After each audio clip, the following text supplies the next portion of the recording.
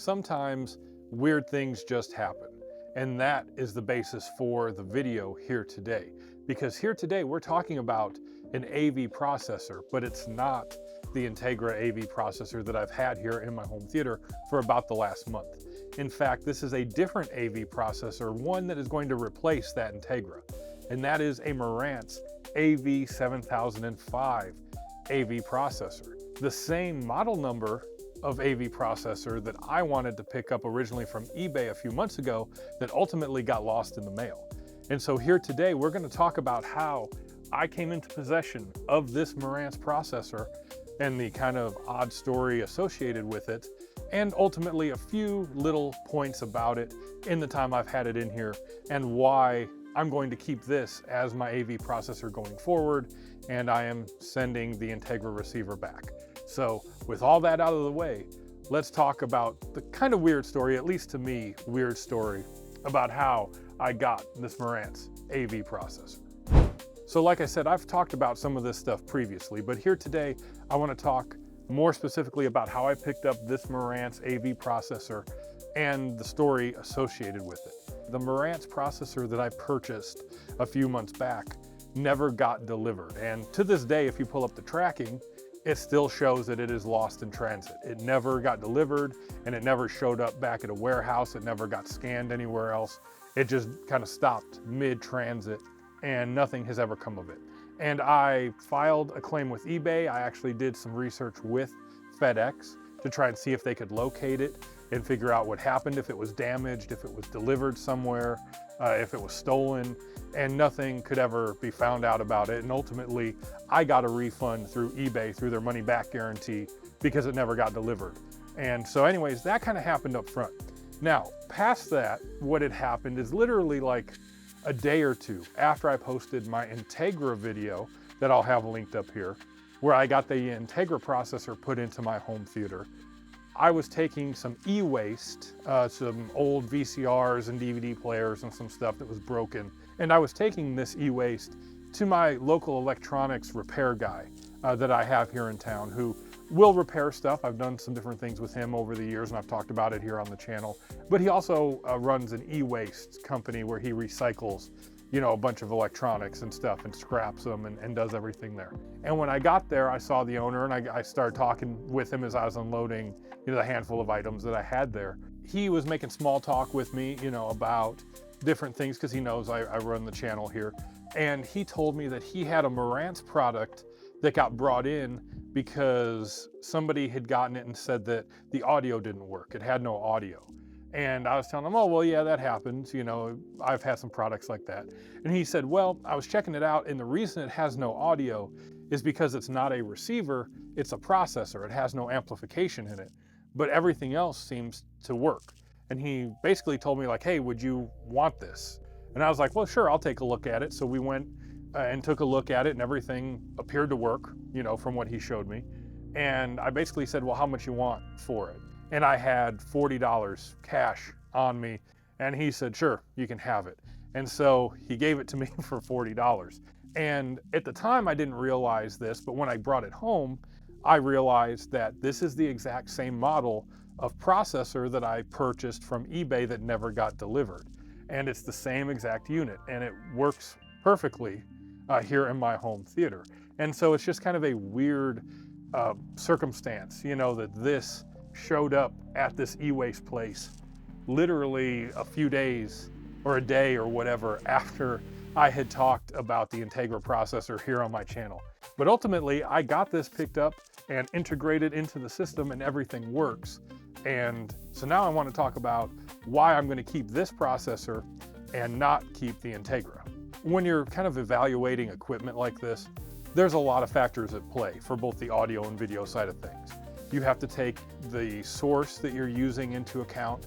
You know, is it analog, is it digital, what kind of quality, the mastering on a DVD or a Blu-ray, a 4K, a Laserdisc, a VHS. You know, there's a lot of factors at play. You then have to take into account the actual projector or the TV that you're using to watch the content. You have to take into account your amplification and your speakers that you're using to listen to like audio-based content.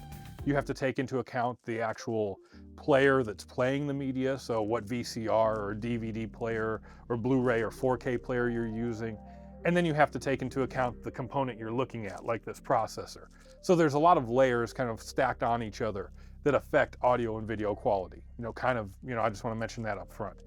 But for me, the audio quality between the Integra and the Marantz were pretty similar, pretty comparable. That wasn't a big factor for me. The big thing that really stood out, and the big reason why I'm going to keep this Marantz processor, is because of the video processing side. And this comes down to more or less Laserdisc and analog-based video content. While the Integra was still serviceable enough for what it did, the video processing chip that's in this Marantz, as well as just its options and the way it structures everything, works out just much better for this analog-based video that I like to watch here in my home theater. Now, the video chip that it uses is an Anchor Bay video chip. And the reason that's kind of significant, especially for this time period of where this Marantz processor is from, it's about 2011, 2012. It's actually a direct competitor to the Integra processor I had here. They debuted about the same time and were competing in the marketplace around the same time. But the video processing chip that's used in this processor here is actually an Anchor Bay video processor. And the reason that Anchor Bay chip is somewhat important, or significant I guess, is that it is used in the same Blu-ray players as the Oppo series of Blu-ray players of the time, and by extension, my Cambridge Audio 752BD player that I have over here. And it is really considered one of the most premier video processing chips of its time, of these early to mid 2010s, is one of the best kind of premier video processing chips that you can get. And that is the video processor that is inside of this Marantz unit right here. Now, because of that, that means that the video processing is really rock solid on this Marantz unit, and probably, in my opinion, better than the Integra unit. For me, like I said, it comes down to the analog content. So on the Integra, when you were trying to upscale or mess with the aspect ratios and things of analog content, it would distort the image pretty significantly, especially as you started to get into the higher resolutions. Where this Marantz product will still have some problems if you try and force out like 1080p on an analog source. But if you keep it to just like 480p on the analog source and just upscale it slightly, it does a really good job of upscaling that 480i image to 480p while retaining the proper aspect ratio and video settings that you need for analog content. And now if you wanted to still expand out the image to fit a 16:9 screen like I have here in my home theater, I can use my Mico to do that, and the aspect ratio and the scaling is still correct. It's not distorted and the image doesn't look out of place. And everything else on the face of it is pretty much even across the board. In terms of the other aspects of the video quality, look really good and pretty similar between the two units. The audio side of things look pretty comparable, or sound pretty comparable, I guess, between the two.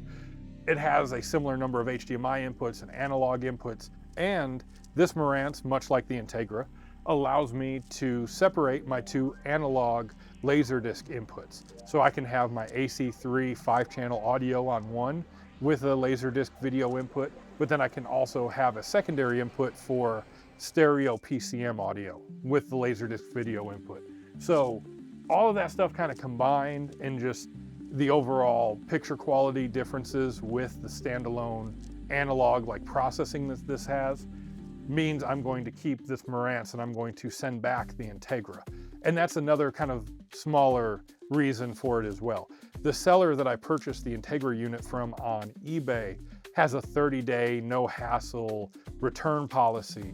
You can basically return any usable item in the same condition you got it back within 30 days for a full refund.